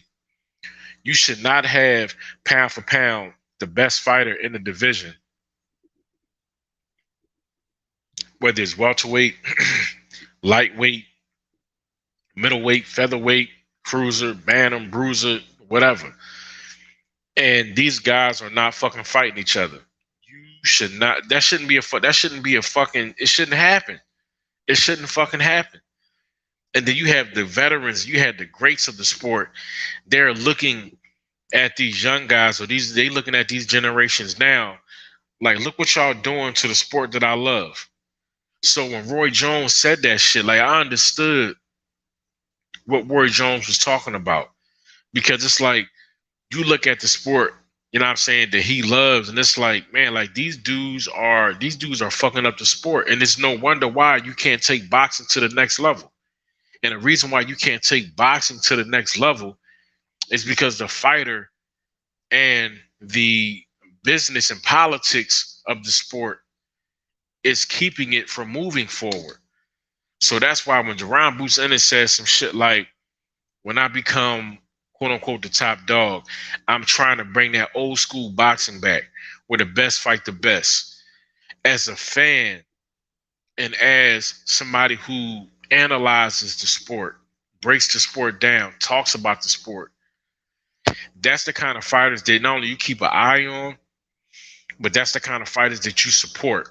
Because if they are truly, I ain't gonna say accurate, but if they truly mean what they say, those are the fighters that are going to bring the sport the best fights. And those best fights are going to put the sport on the, I guess, on the map as far as sports in general. Because as great as boxing is not the best sport. And in my opinion, how come boxing is not the best sport when that's the most, you know what I mean, possibly dangerous fucking sport? Every shot, you're risking getting a fucking concussion. You know what I mean? But yet, it's the politics that hurts the sport. So when Roy Jones says that shit, I mean, it's hard not to listen to what the fuck the man is saying, especially if you are a content creator and you waiting every day. You looking at Twitter, Instagram, websites. You're waiting for somebody to drop some kind of fucking news about what's going on, not only in the sport, but what's going on with that fight, that dream fight that you're waiting for them to break news on. And it shouldn't be like that, man. Errol Spence and Terence Crawford, right now, when you're talking about possibly the biggest fight in a decade, especially as far as the fight the fans want to see, these guys should stay in the fucking media. They should stay. We are in the age of social fucking media. We are in the age of social fucking media. But Errol Spence, he gets mad at the media for quote unquote spreading fake news. But to a degree, although I can't fuck with that fake news shit, but I understand the platforms that it comes from. Because number one, they trying to get clicks, they're trying to get views, but more importantly, they're just trying to talk about what should be. So to a degree, I do get that. I choose not to do that shit, but I do get it. I do understand why they do that motherfucking shit. Because if it's not accurate or tangible news, then you shouldn't talk about it, man. Because it's end of the day, the shit ain't fucking true. You know what I mean? So I can understand why Errol Spence, said that. But at the same time, when you have a channel and your channel is monetized and you trying to make money, these dudes just say fucking anything to get the views they need to get paid. You know what I'm saying? I can understand it. It's business. It's a job. It's what I do get it. But some people like myself, like, although you trying to get that bag, trying to get your money and all that kind of shit, you still are trying to build a platform that is legitimate. You know what I mean? That is sound. It's like a good reporter. You know what I mean? You want to make sure that your sources are credible. So if anything ever come back, you know what I mean? Like, you make sure that you're standing on, facts and the fucking truth. And that's how I'd rather ride. You know what I mean? Because people will say anything. Why? Because people listen to anything. You know what I mean? As long as somebody can open up their fucking mouth, people are always going to have something to say. And it don't matter if the shit is true or not. All people want to do is just hear some bullshit. A lot of people, it don't matter if it's the truth, lie, or indifferent. It can be fucking make-believe. But people will sit there and listen to it. And I don't understand that about most folks. But that's how people are. That's how people are. Everybody, like I said, everybody raised differently, you know what I mean? Especially as far as family values and also as far as the shit they picked up in the street. A neighborhood, every hood ain't the fucking same. You know what I mean? And I learned that shit. Cause I done been around, I done lived in different states and shit. And I know that for a motherfucking fact. How you grew up in your neighborhood or in your hood, the values that you got in your fucking hood, guess what? You can move over here and shit. And these niggas ain't operating like that. They not moving like that. You know what I mean? The way that you grew up, the shit that would get a motherfucker killed or assassinated where you from and shit, you can go somewhere else and shit.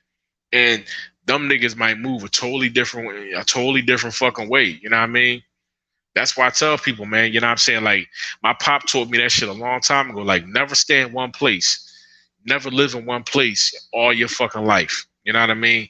And now when I was young and shit, when I was a young boy, like, I never understood why he said that shit. You know what I mean? On some Papa was a Rolling Stone type of shit.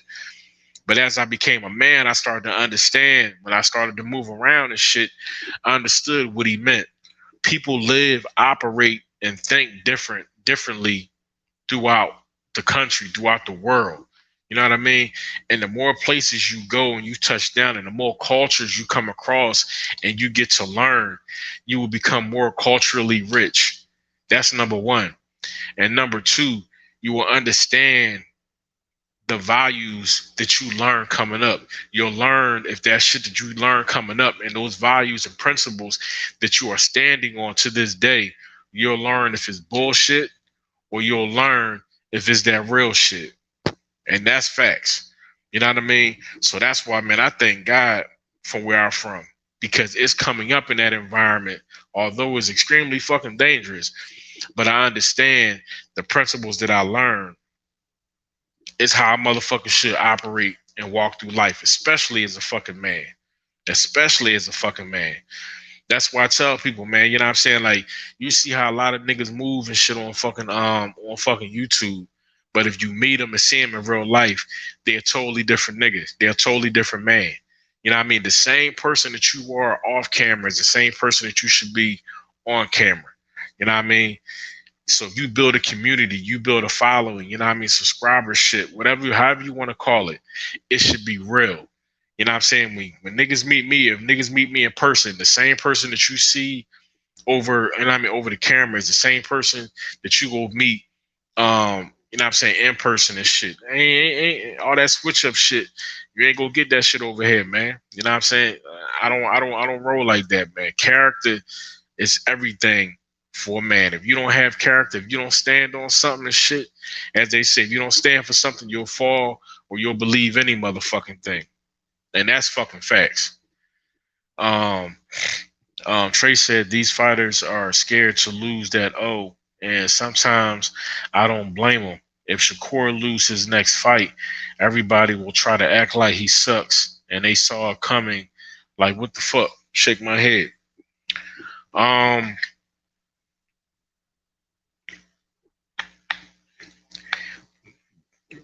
Not only you right, but that just goes back to what we was talking about earlier, dog. You know what I'm saying about like boxing is different now than it was back then.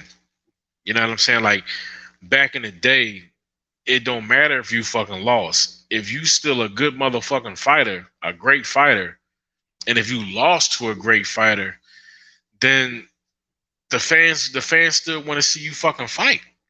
You know what I mean? That's why I said boxing has become more political than, you know what I'm saying, more of a, you know what I'm saying, more of a sport. And it's like more of a, it's like a marketing scam. It's like a marketing ploy. A fighter that is undefeated in these days and ages in the sport of boxing, a fighter that is undefeated is a more reputable, is a more marketable fighter. You know what I'm saying? And that's bullshit. A great fighter is a fucking great fighter. The fact of the matter is, if you lost, who did you lose to? Because if you lost to another great fighter, I don't give a fuck if you lost.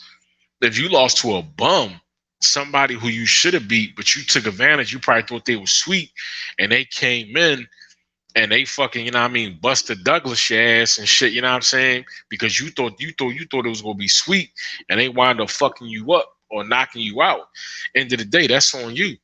That's why as a fighter, you come into every fight, you train for every fight, like it's not only your last, but like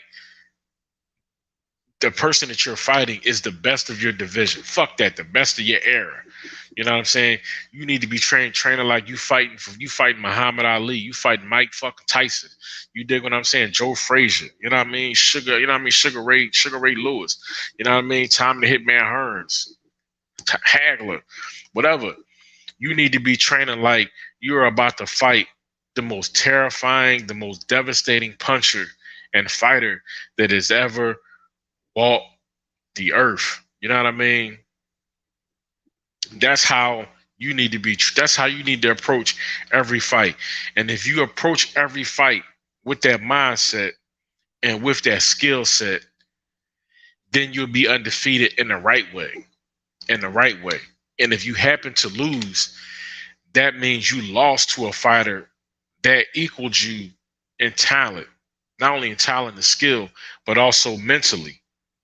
And it ain't nothing wrong with losing to a fighter like that, man. It ain't nothing wrong with losing to a fighter like that. So that's why when Canelo lost to Floyd Mayweather, you know what I'm saying? Or Canelo, because Bivol, people thought Bivol wasn't a great fighter. I mean, how you not gonna say this man is a great fighter when he a fucking world champion? You know what I'm saying? But like I said, people view champions and people view skill and skill sets and skill levels. They view that shit differently. And I don't understand it about how some people, some fans view talent. I really don't, and skill, because it's a difference. What the fuck? Some people or some fighters are talented, but some fighters are skillful, highly skilled. Talent will win you fights. Talent will take you far. You know what I'm saying? But skill, you have real skill. You have real skill. You do have talent. but skill is God gifted. Skill is something that you could also excuse me, hold on.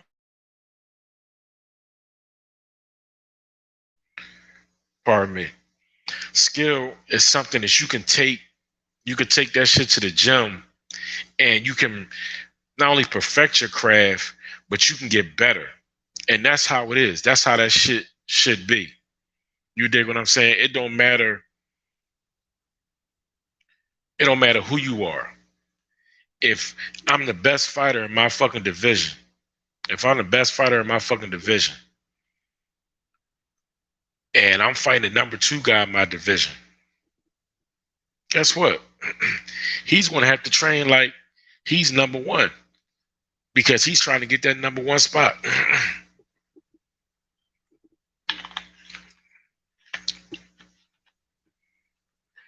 And if you don't and if you don't train like that, then what the fuck are you fighting for? What are you fighting for? Yeah, that's how it is when you talk for, you know what I mean, a long time. That's how it is. But fuck it. You drink some water and you keep it the fuck moving. But that's how it is, man. You know what I mean? So it don't matter. It don't matter who you are, man. You know what I mean? Skill is skill. You know what I mean? Skill is skill. And that's just what it is. So I guess as far as, you know what I mean, talking about skill sets, go back to Andy Ruiz versus Luis Ortiz. Now, these two dudes, as far as skill sets, Andy Ruiz is a phenomenal competitor. Andy Ruiz does have skill, and he's going to have a skill set to defeat Luis Ortiz, somebody who, although he's 43 years of age, his power is going to make him, I mean, very hard to beat when these two guys fight. It's going to make them very hard to beat. So Andy Ruiz, like I said, coming off that victory with or against Chris Arreola, Luis Ortiz coming off his victory over Prince Charles Martin. Which guys coming into this fight? Who is going to have a better skill set? Who is going to have a better skill set between the two? Whoever executes their not only game plan, but whoever has the best skill set coming into this fight that's who's going to win. That's who's going to win. So my money is on skill. I know who has the power. Well, both guys does have power. Both guys do have power.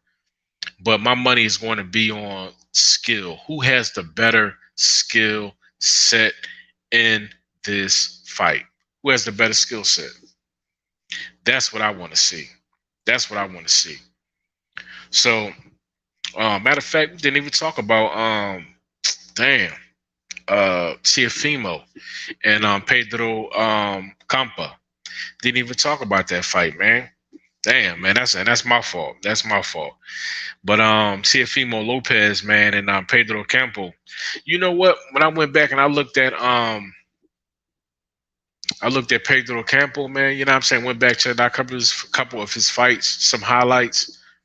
And I don't know, man, like Pedro Campo, man, he looks I mean, accurate puncher, busy puncher.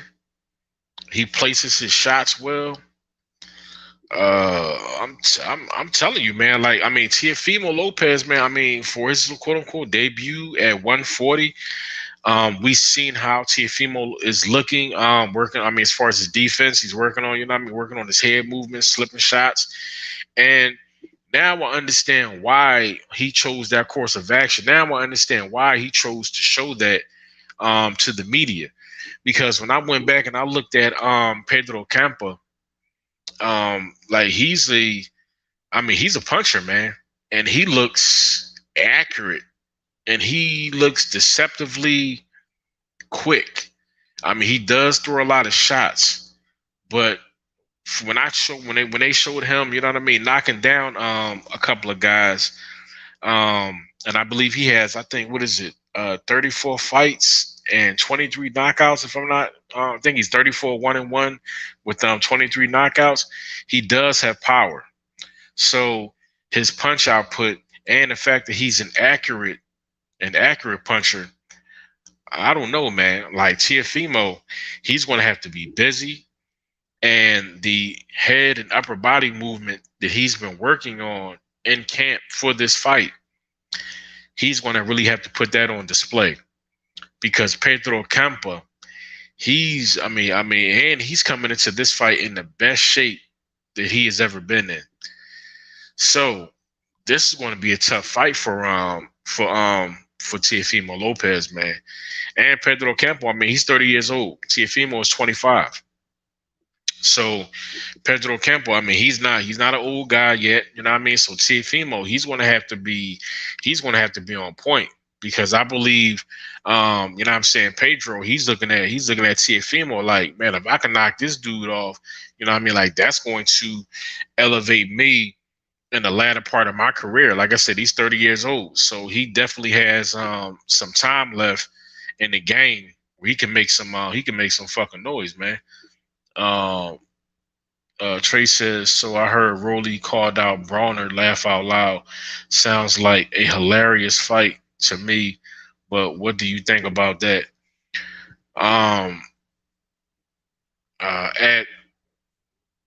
Remember, AB is at 140.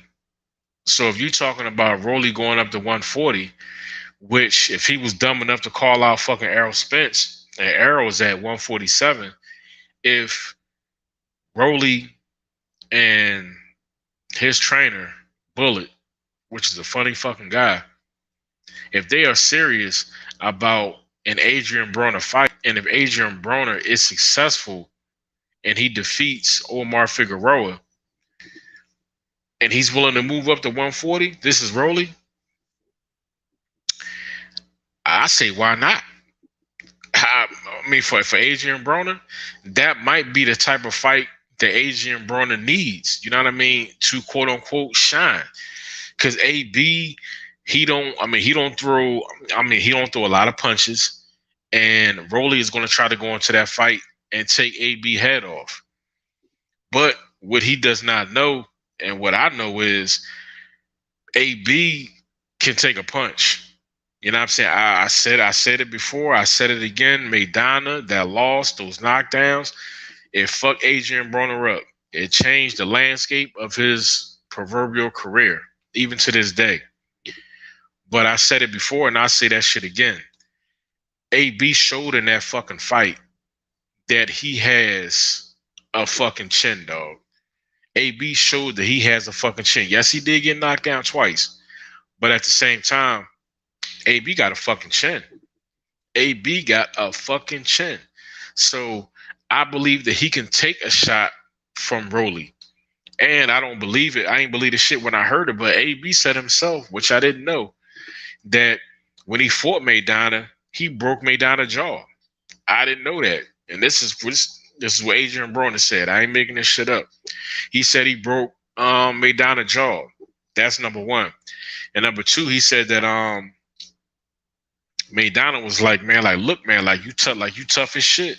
Like, you a tough guy. I respect that. You know what I mean? So a Rolly and AB fight, I actually think that can be a decent fight if Rolly Romero was willing to go up to 140, which will be not only a surprise, where, keep in mind, remember Errol Spence, he called out Rolly Romero for Frank Martin. Because, okay, if you Rolly, you just got to payday with Tank Davis, and you got knocked the fuck out. But you look at the rest of the competition in that division, and even from Isaac Cruz to Frank Martin, like, these are tough. Not only these are tough fights for Rolly, but in my opinion, like I said, looking at skill set, yeah, you look at Rolly being a puncher, fuck all that. When you look at the skill set of Isaac Cruz, I believe Isaac Cruz' skill set and ability, he can knock out Rolly. When you look at Frank Martin, another southpaw, another skilled southpaw, another slick southpaw that has power. great mover. He's going to and can possibly hurt and stop Rolly. So like I said, Rolly does a lot of talking, man, but at the end of the day, skills pays the bills. Skills pays the bills. He talked all that shit. He was going to knock Tank Davis out in the first round and all that. You know what I mean? He's going to make him run into something. Not only did he not knock out Tank in the first round, but just like Tank said, and I remember that post, and I still got that shit in my photos because that shit is hilarious. But it was a fantastic narrative. Tank said, he talking about me. This motherfucker is the one that wound up running into something. And that shit is perfect. Because like I said, Rolly did all that. So that's why I said, man, talk is cheap. And I mean, that's why you gotta be careful. And people told me that lesson a long time ago, dog. Like you gotta be careful and folks who run their mouth. Because people like that will get you killed. You know what I'm saying? So you gotta watch when you hang around with motherfuckers who talk a lot. Be careful. Because if somebody go on and running up on them motherfuckers and shit, you know what I'm saying? Because of some shit that they said and fucking taking their fucking dumb asses out.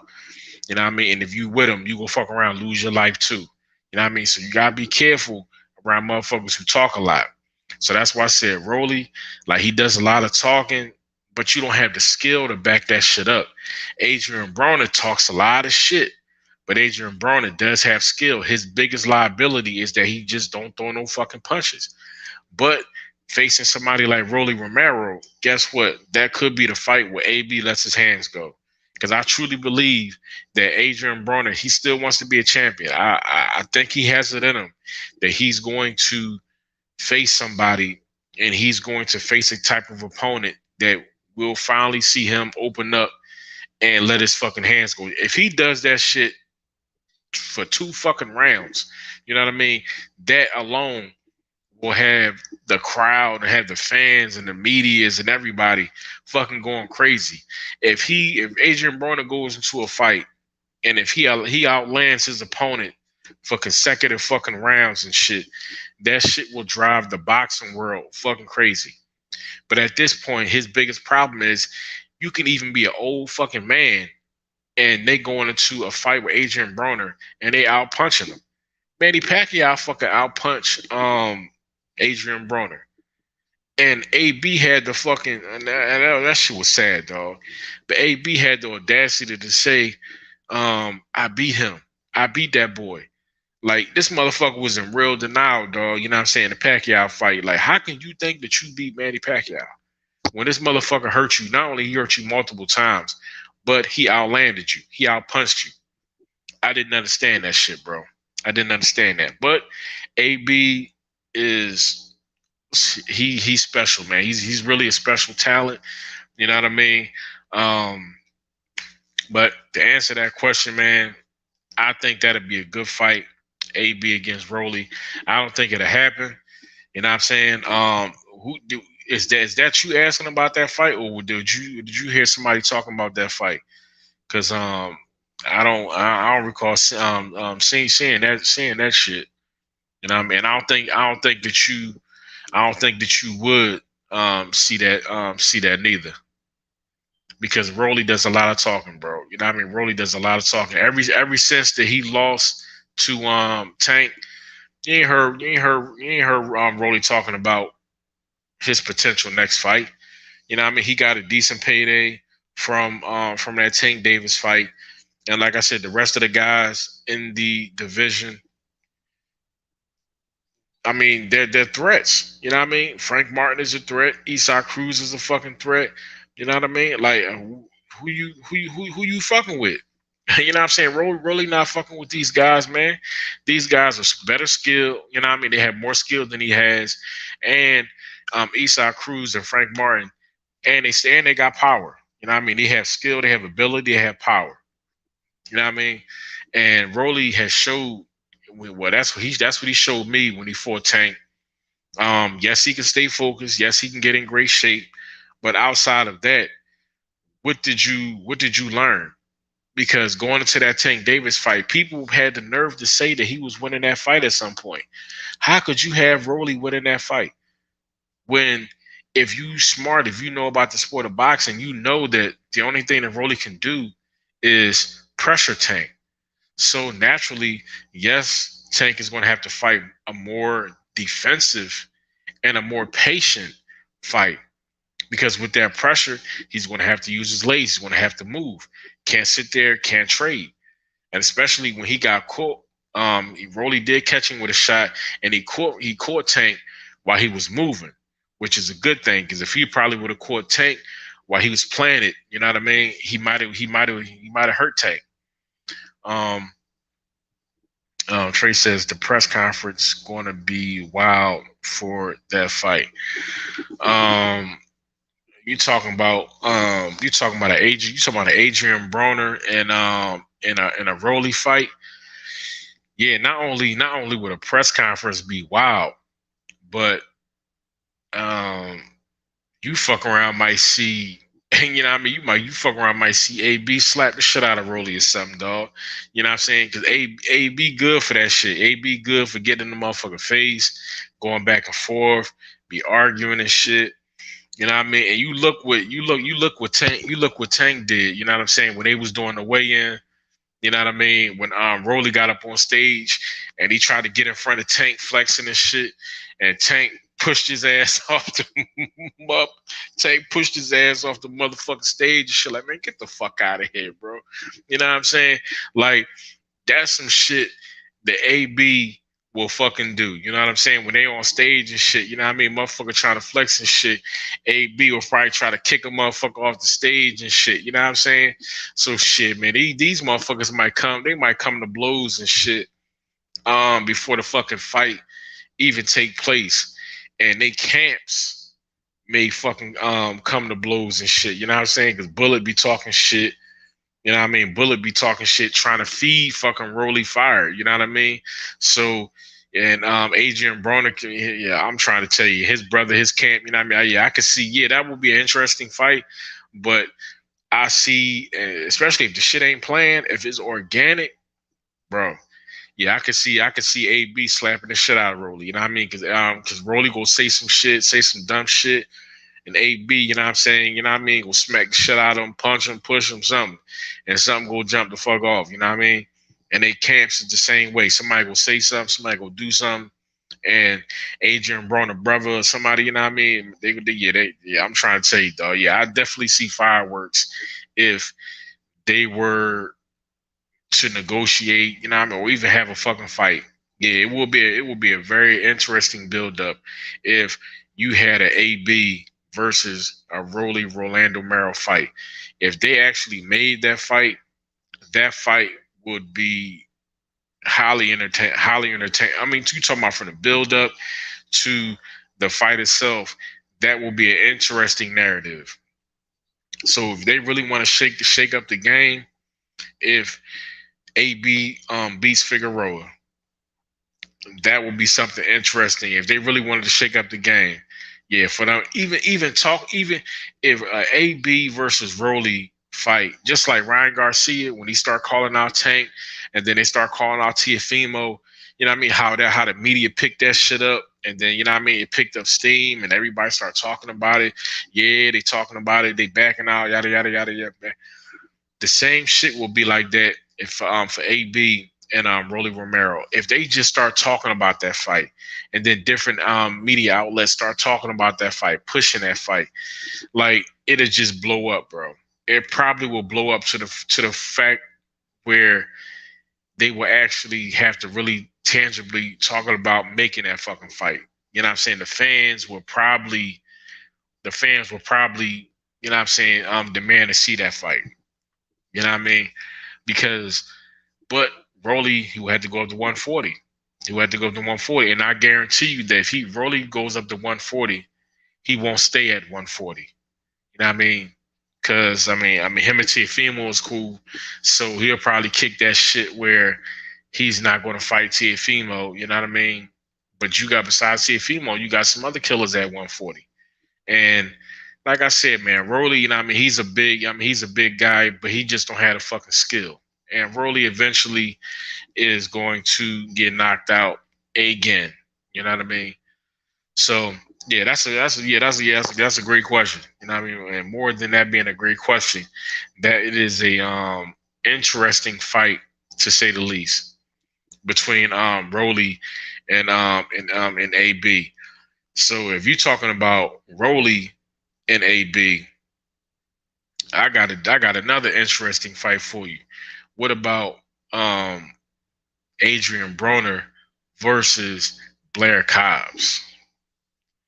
Uh, if you talking about Rolly and AB, what about a Blair Cobbs versus Adrian Broner fight? Imagine that shit. You know what I'm saying? Imagine Blair Cobbs versus Adrian Broner. Because in my opinion, Blair Cobbs is like the new Adrian Broner, except Blair Cobbs actually throws. He uses his hands. He throws punches and shit. But Blair Cobbs is that same charismatic. He runs his mouth. He talks a lot of shit. You know what I mean? But the only difference between Blair Cobbs and Adrian Broner, Blair Cobbs actually does let his hands go. You know what I mean? Blair Cobbs is like the new Adrian Broner. And Blair Cobbs is like Adrian Broner 2.0. You know what I mean? So Blair Cobbs versus Adrian Broner would be a great fight. And I think that, you know what I mean, it shouldn't be a problem for Blair Cobbs to go down to 140 and fight Adrian Broner. If they were able to talk about and make a fight such as that. That shouldn't be very hard, you know what I'm saying, for them to do. So if you're talking about Rolly versus Adrian Broner, that is a tangible fight that I would actually, if I was a promoter or if I was whoever, you know what I mean, I would actually try to make that fight. Blair Cobbs versus Adrian Broner. And that fight will sell. That fight will sell. I wouldn't say that shit will be on pay-per-view, but that fight, you know what I mean, if you put it on Showtime or whatever, most likely probably on Showtime, that fight will do and get good numbers. A Blair Cobb versus Adrian Broner fight will do fairly good numbers. I guarantee you. Because like you said, the charismatic attitude and behavior of both of these guys, you put them on stage and shit, you know what I mean? Like, I'm talking about every interview, whether they together or not, they gonna be talking shit. They gonna be talking shit. And they're gonna be on social media, they prospective social media platforms talking shit. That whole build up, you know what I'm saying? You talk about an 8-week camp, you know what I mean? So you talking about for 2 months straight or more than 2 months, it ain't gonna be nothing but trash talk. You know what I'm saying? For over 2 months straight, these guys going back and forth. So when a fight actually fucking happens and shit, I mean, it is going to be, I think that's going to, man, it fucks me up to say it, but that fight will actually be fucking electric. Blair Cobbs versus Adrian Broner. You know, I'm like, just imagine that shit. Blair Cobbs versus Adrian Broner. Showtime. You know what I'm saying? Fight night. That will be a great motherfucking fight. You know what I mean? I fuck around. I fuck around and might talk about that shit. You know what I mean? Because like you said, you piqued my interest talking about Rolly fighting AB. But I got one better for you. You know what I'm saying? Adrian Broner versus Blair Cobbs. Because I've said that before. That's why the narrative is so interesting, at least to me. Because I said that shit before, man. Like, Blair Cobbs like the new Adrian Broner. He's like the new AB. Except he throw his fucking hands. You know what I'm saying? Blair Cobbs ain't particularly gunshot. You know what I'm saying? But he do be having lapses. But in his last fight, as we know, you know what I mean? Like, he did do fair. I mean, he did a good job. He looked better. You know what I'm saying? But if he fights somebody that got, skill, and AB might not throw his hands like that, but Adrian Broner would be the best opponent that Blair Cobbs had faced to date. And AB, like I said, he's slick. You know what I mean? And I mean, he's a good counter puncher. Yeah, I mean, that'll be a good fight, man. That'll be a good fight. Blair Cobbs versus Adrian Broner. You know what I mean? But Blair Cobbs had to go down to he had to go down to 40. And I don't see why not. That'd be a good name for Blair Cobbs to get on his fucking resume. You know what I mean? Because you're not, in my opinion, Blair Cobbs he's not going to be a champion. So at this point, you should try to get the best fights possible or the best names possible to, I guess, bulk up your resume. You know what I mean? Before you ride off into the boxing sunset. And Adrian Broner will be a great fight because he'll never get a Tank Davis fight. He'll never get an Errol Spence fight. He'll never get a Terence Crawford fight. You know what I'm saying? Not even Keith Thurman. Keith Thurman would never fight a Blair Cobbs. You know what I'm saying? He won't even get a standing honest type of fight. So at 47, Blair Cobbs will always be fucking with either people who are not in the top 10, or if he did fight fighters in the top 10, it'd be the lower guys. But as far as cracking the top 5, Blair Cobbs will never fight nobody in the top 5 in the welterweight division. It ain't gonna happen. It ain't gonna happen. Because even, you know what I'm saying, whoever people consider number 5 in the top 5 are not only as far as skill-wise better than Blair Cobbs, but as I told you, once you start to get to the top 5, like these guys should be working on, you know what I'm saying, fighting each other. So number 5 should be trying to fight number 4 and number 3. You know what I mean? And number 2 should be fighting number 1. And number 4 to number 3 should be trying to fight number 2 to put themselves in a position to fight number 1. So whoever at the top 10 of the barrel, you know what I mean? Like these guys should be, you know what I mean, fighting each other. But some people may not even have or consider Blair Cobbs to even be in the top 10. So that's why I said for him to narrate or talk a fight with Adrian Broner up, you know what I'm saying? I think that'd be a good fight. I actually made sure that I actually fuck around, Mike, you know what I'm saying, do a video about that shit, cuz, and see what people say. You know what I mean? But I think that'd be a great fight. Blair Cobbs versus Adrian Broner. You know what I mean? I think that'd be a good fight at 140. Because AB not going up to 147. So I don't think that'd be a bad drop for Blair Cobbs, for Blair Cobbs to go to 140 to fight AB. I think they can make that shit happen. See the lag. Well, they said that shit with StreamYard. You know what I'm saying? They said it might take a while. It'd be taking a while for the comments to pop the fuck up. Trey says Blair wins by decision. See, to be honest with you, I think I would have to agree. If Blair Cobbs and AB fight, yeah, I think that fight does go the distance. Because I don't think, I put it to you like this, and I'm a reach on this one. But if Adrian Broner miraculously, if he lets his hands go and he's able to be busy enough where he can hurt Blair Cobbs, and AB he do got enough power, he do got enough pop that he could hurt Blair Cobbs if he let his hands go. And he catching, you know what I mean? And if he does, I see him starting that sequence off of a counter. But if AB doesn't hurt Blair Cobbs, yeah, that fight most certainly goes the distance. And I don't think that Blair Cobbs has enough power to hurt Adrian Broner. I mean, Adrian Broner got a chin. You know, I mean, Adrian Broner got a fucking granite fucking chin, bro. Yes, Maidana did hurt him, fuck him up, drop him and all that. Manny Pacquiao also rocked him and shit. But it's hard to, you know what I'm saying, get AB up out of there, dog. He has been hit by the best. You know what I mean? He's been hit by some of the best punchers and, you know what I'm saying, I guess, in his boxing career within his division. And he has never been knocked out. He has never been knocked out. And the only time he has been down is by fucking Maidana. And that's when Maidana was in his prime, you know what I'm saying? He was just fucking up, you know what I mean, everybody. But like I said, Manny Pacquiao almost fucking dropped AB. You know what I'm saying? When he caught him with that left hand and shit, he caught him with the same punch that he caught and he fucked up Morales with. You know what I mean? Caught him with the same fucking punch, bro. Same fucking punch.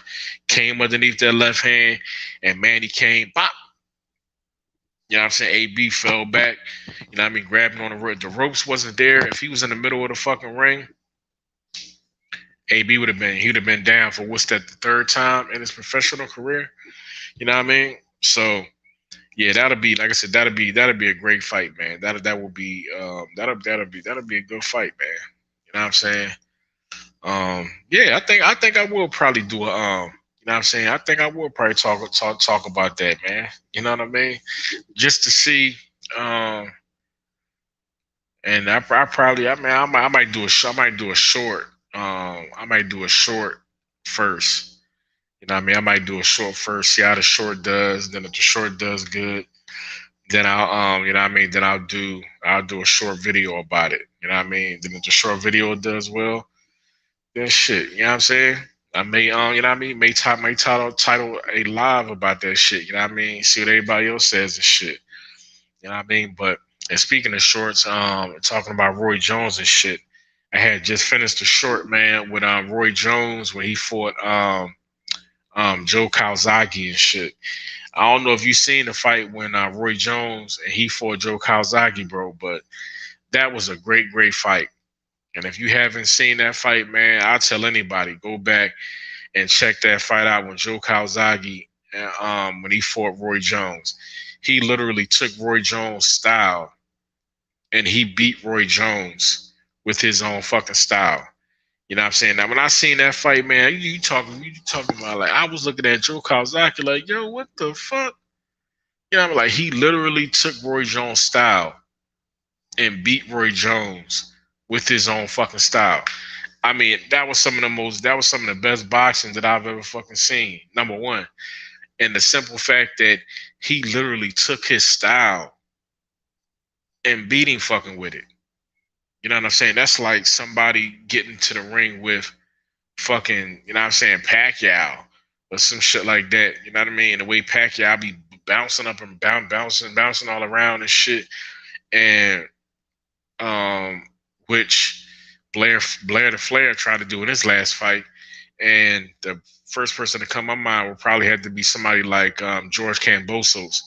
Because George Kambosos, he sparred and got Manny prepared for a lot of fights. So he picked up a lot from Manny Pacquiao. So when you look at George Kambosos when he trains, even when he fights, a lot of elements of the way that he moves, even the way he punches and shit, he picked that up from when he fought Manny Pacquiao. So, but because Manny Pacquiao, it's hard to mirror and take Manny Pacquiao's style. Manny's just too energetic. You know what I mean? Sean Porter, yeah, you know what I mean. But Sean Porter, he's still not as busy as Manny Pacquiao. But that fight between Roy Jones and Joe Calzaghe, I tell anybody, dog. Have you ever seen that fight check? Go and check that fight out. That fight was good, man. You know what I'm saying? Like Roy Jones, like I mean, I couldn't believe that Joe Calzaghe, you know what I'm saying, was doing the shit to Roy Jones that he was fucking doing. You know what I mean? Like that type of shit that Roy Jones was doing to people, making that shit look fucking easy. You know what I'm saying? I think I've seen, when I watched that fight, I seen Roy Jones when he got Joe Calzaghe, man, just probably like 3 or 4 really good shots, and they really didn't do too much. But Joe Calzaghe, man, was catching and piecing Roy Jones the fuck up. That shit was fucking incredible, man. You know what I mean? So I'm gonna probably put that short out. I meant to put that shit out earlier. You know what I mean? But I'm gonna put that shit out after I get finished with this. You know what I'm saying? Finished with this stream and shit, man. But I appreciate you. You know what I'm saying? You know what I mean? Holding it down with me, my brother. You know what I'm saying? But I meant to I should have went earlier and shit. You know what I mean? But I said no. I said I'm gonna wait because I'm gonna start when they asked me. I think that was Ill Will when he asked me. You know what I'm saying? Like, what time does the show come on? And I said I was gonna start to try to figure out what time slot that I'm gonna start doing. You know what I mean? Doing the show on and shit. And I mean. I don't know, because like I said, my days when I'm not working and what days that I do work, I won't be able to do it. You know what I mean? So I don't know. I'm still trying to figure that shit out. You know what I mean? But like I said, man, appreciate you. Most certainly. On to the next one, And talking about fucking talking about Adrian Broner and Blair Cobbs, man, like that shit really does have me in fucking intrigued and shit. You know what I'm saying? Like, I really wouldn't mind seeing that fight. I really wouldn't mind seeing the Blair Cobbs versus Adrian Broner fight. That fight actually makes fucking sense to me. You know what I mean? That fight actually makes sense. You know what I mean? If Blair Cobbs is willing to go down to 140, I think that would be a great fight to make. And that fight will do well. You know what I'm saying? That fight promotes itself. That type of fight with these two type of competitors, the energy that they have, the charisma, the attitude, the way they talk shit, oh man, that fight sells itself. You don't even have to put a lot into marketing for that fight because they will sell it on their social medias and your fight hypes, your fight hubs, even, you know what I'm saying, even the rest of the channel and the rest of the boxing community. They will sell that fight, you know what I mean? So the major networks or, you know what I mean, promotional companies, like, they wouldn't even have to spend a ton of money for that fight because everybody else will sell that fight. That's just how interesting that narrative and that fight will be because of their personalities and shit. But with that said, man, like I said, it's time to wrap it up, you know what I'm saying? Because it's dinner time, man. So I'm going to have to say, you know what I'm saying, appreciate y'all coming out, you know what I'm saying? But it's dinner time. It's on to the next one. So let's throw that outro on. And I'm going to catch y'all on the next one, man. Come back. Don't forget to like, comment, and subscribe. Make sure y'all got the notifications on. So whether I drop in the afternoon, whether I drop at 6 or shit, if I say fucking I'm going to drop one at midnight, if you're up, you get that notification and you tune in. So with that said, catch y'all on the next one. And I'm a house man.